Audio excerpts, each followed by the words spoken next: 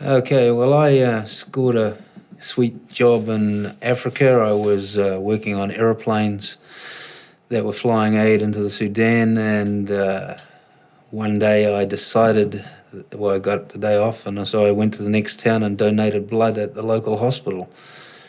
Within an hour of donating the blood, I found myself being medevaced and treated for malaria, which they then told me it wasn't malaria.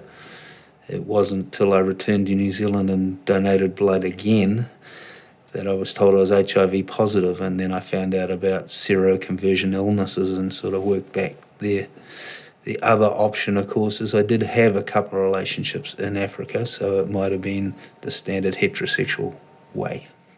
After I was diagnosed with HIV, I had some decisions to make, and strangely enough, I told my neighbours, because I live on a farm in a rural environment, and I thought if they found me, injured and came to my aid, they needed to take precautions. I didn't tell my family, primarily because I didn't want my mother worrying about something she could do nothing about.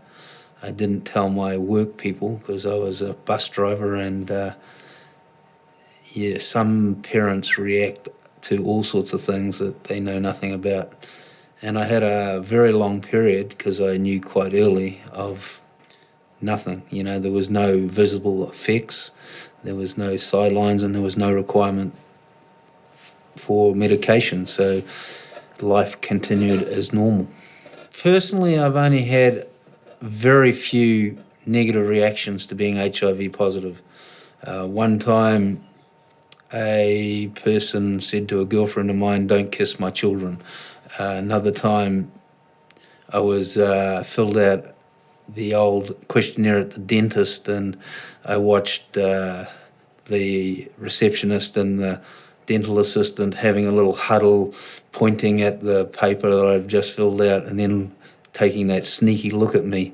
So that was of course, in small town New Zealand, every time you apply for a job, you don't know who knows. And I've applied for a lot of jobs which I thought I was well qualified for and didn't even get to the interview stage. I don't know that it was because they knew I was HIV positive, but it's one of the possibilities. It could be also any of the others, age, race, gender, whatever. But it's always in the back of your mind.